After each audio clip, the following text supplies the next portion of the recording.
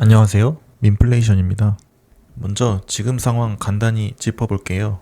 지난주에 미국과 이란이 협상 테이블에 앉았습니다. 협상은 곧 종전이라는 기대가 시장에 퍼지면서 유가가 한 주 만에 13% 넘게 꺾였고 주식은 오르면서 달러는 약해졌습니다. 그런데 협상이 결렬됐어요. 핵심 쟁점은 세 가지였는데 첫 번째는 이란의 핵 농축 포기 여부였고 두 번째는 호르무즈 해협의 통제권이었어요. 마지막 세 번째는 이란에 걸린 경제 제재를 해제해달라는 거였어요. 일단 협상 가능성을 파악해야 시장을 볼 수 있어요. 이 세 가지가 왜 중요한지 한번 하나씩 짚어볼게요. 일단 이란은 핵무기를 공식적으로는 갖고 있지 않습니다. 그런데 핵무기를 만들 수 있는 농축 우라늄을 충분히 쌓아두고 있었어요.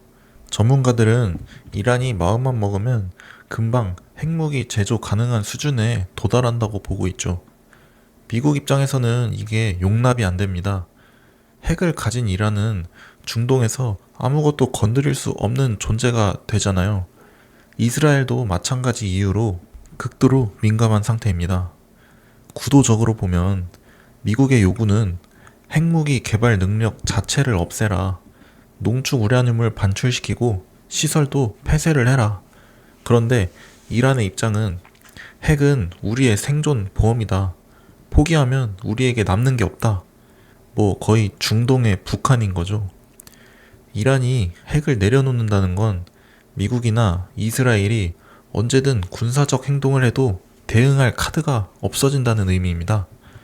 2003년에 리비아라는 국가의 독재자 카다피라는 자가 있었는데 1970년쯤 쿠데타로 집권한 이후에 서방이 우리를 건드리지 못하게 하려면 핵이 필요하다. 이런 논리로 수십 년간 대량 살상 무기 프로그램을 운영했어요. 그런데 2003년에 이라크가 대량 학살 무기를 가지고 있다는 이유로 미국이 이라크 침공으로 이라크 정권이 무너지게 됐어요. 시리아는 나라가 훨씬 더 작죠. 그 다음 타겟이 될 수 있으니 공포가 생긴 거죠. 그리고 파키스탄의 핵 과학자가 운영하던 핵 기술 밀수 네트워크가 미국이랑 영국 정보기관에 포착되었어요. 리비아도 이 네트워크를 통해 핵 기술을 들여오고 있었는데 미국이 확실한 증거를 잡은 거죠. 그러면서 시리아의 카다피가 미국에 먼저 제안을 하게 됩니다. 미국에서는 비핵화 선언을 하면 스위프트를 다시 열어준다고 합니다. 스위프트란 전 세계 11,000개 이상의 금융기관이 안전하게 외환거래나 송금 정보를 교환하는 고도의 보안을 가진 전산망입니다. 그리고 석유 유출도 정상적으로 팔면서 테러 지원국에서 명단도 빼줄게.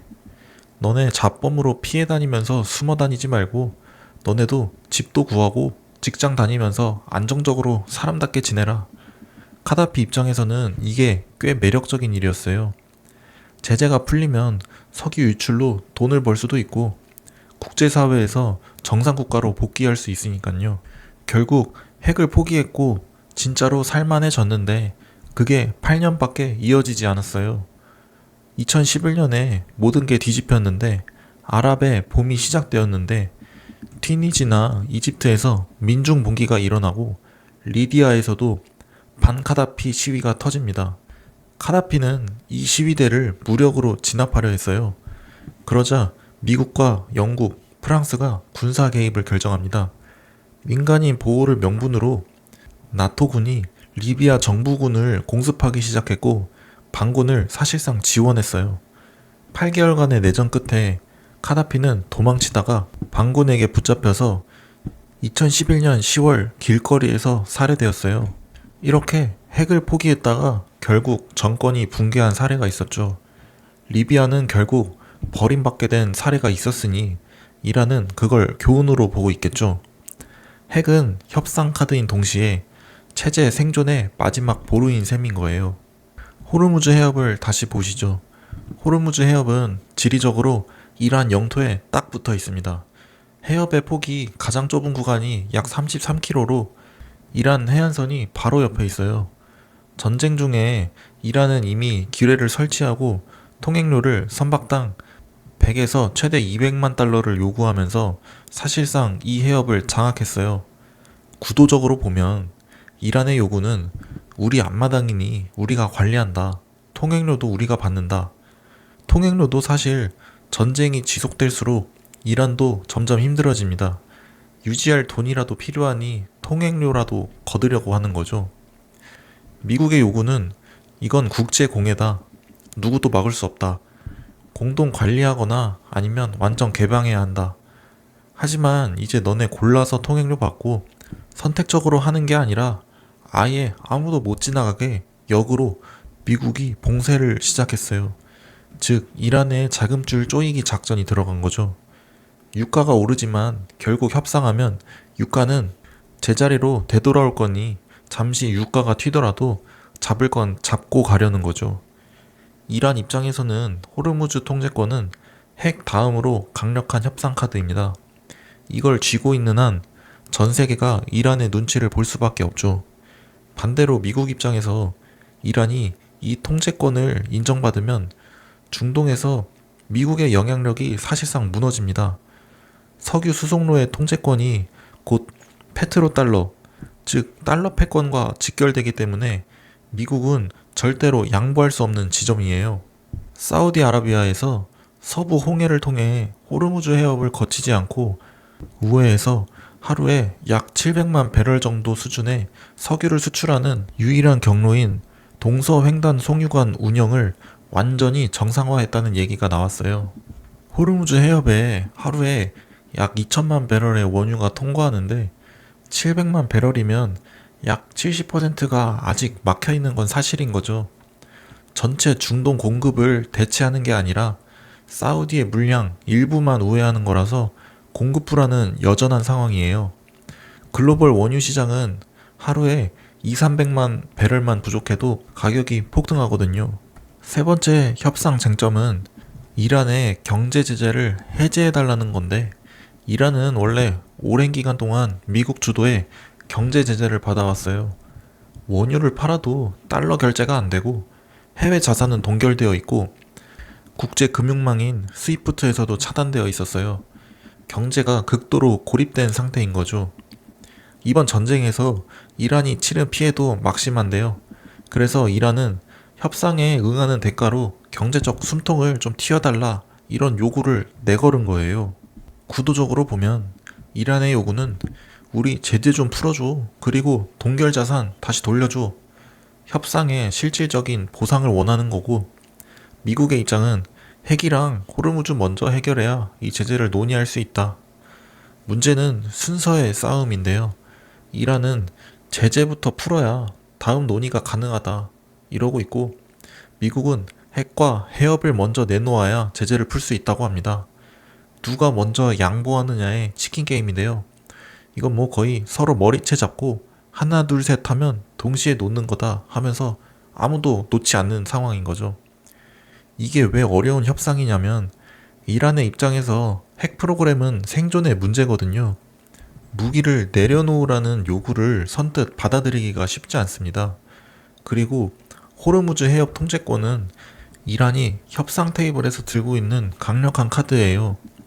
영화에서 보면 강도가 인질을 잡고 있고 경찰이 인질을 풀어주고 칼 내려놔 하는 상황에서 강도가 순순히 인질을 풀어줄까요? 결국 협상은 깨졌고 트럼프 대통령은 즉각 호르무즈 해협 봉쇄를 선언했어요. 그리고 이란은 군사적 보복을 예고했고요. 여기서 중요한 게 나옵니다. 협상 기대감에 유가가 내려갔잖아요. 그 말은 기대가 꺾이면 유가가 다시 올라간다는 겁니다. 실제로 JP모건에서 호르무즈 해협 수송이 정상화되기까지 걸리는 시간 동안 유가가 20달러 이상 추가로 상승할 수 있다고 보고 있고, 캐피털 이코노믹스는 브렌트 유가가 3개월 뒤에도 배럴당 100달러 이상의 가능성이 20%에 육박한다고 했어요. 여기서 전체 그림이 하나로 이어집니다. 유가가 오르면 에너지 비용이 올라가고, 에너지 비용이 올라가면 물가가 따라서 올라갑니다. 이번 미국 3월 소비자 물가 지수는 전년 대비로 3.3%나 올랐는데 이건 2024년 중반 이후에 가장 높은 수치예요. 그것도 2월에 2.4%에서 0.9% 상승으로 한 달 만에 올랐습니다. 블룸버그는 이걸 보고 바퀴벌레 이론이라고 빗대었는데 집에 바퀴벌레 한 마리 보이면 그 집엔 최소의 100마리 바퀴벌레가 숨어 있다고 하잖아요. 인플레이션 지표가 한 번 나쁘게 나오면 그게 혼자 오는 법이 없다는 거예요. 1970년대 석유 파동 때도 21년 팬데믹 때도 마찬가지였습니다. 처음엔 일회성인 줄 알았는데 일시적인 줄 알았는데 알고 보면 광범위한 현상의 시작이었던 거죠.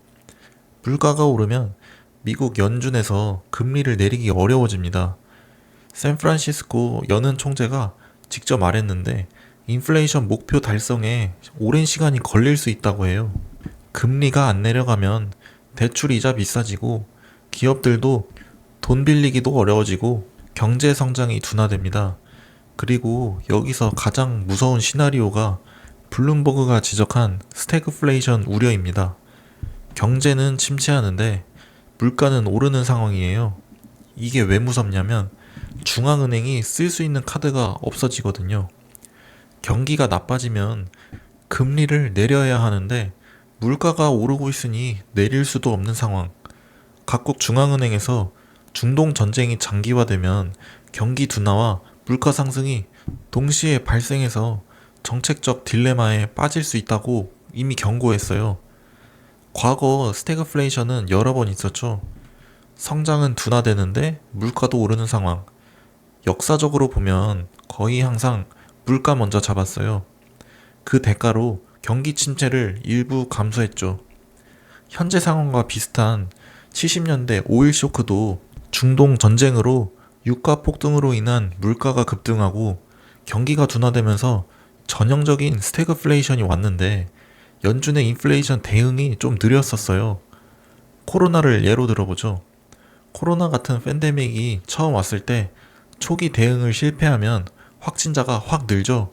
그 다음에 더 큰 대응을 해야 되는데 예를 들어서 그 당시에 5인 이상 집합금지나 22시 이후에 영업금지, 헬스장 금지, 이 당시 자영업자들 엄청 힘들었어요.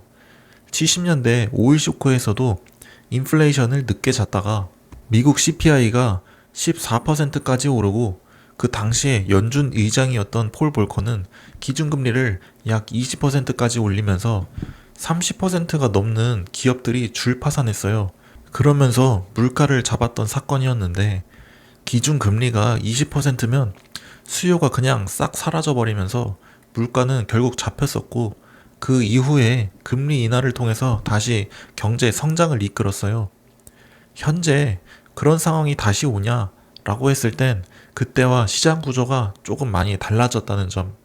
그리고 연준도 과거 사례를 통해 학습이 됐죠.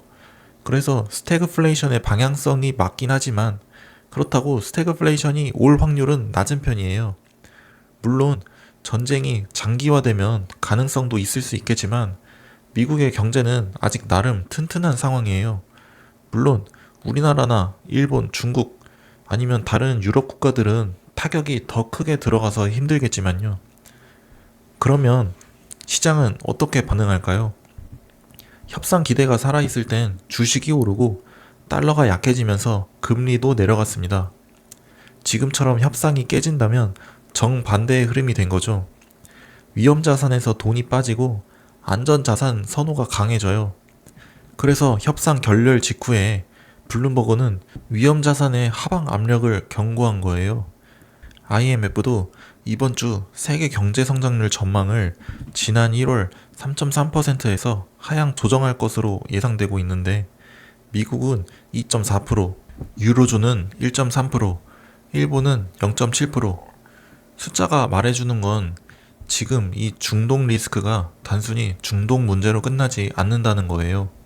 다시 정리해보면 지금 시장이 왜 협상 뉴스에 이렇게 예민하게 반응하는지 이제 조금 더 이해가 되셨으면 좋겠는데 앞으로 주목해야 될 변수는 호르무즈 해협을 둘러싼 미국과 이란의 다음 수, 그 다음 수가 바뀔 때마다 유가가 바로 먼저 움직여 줄 거고 그 뒤로 모든 게 따라올 겁니다.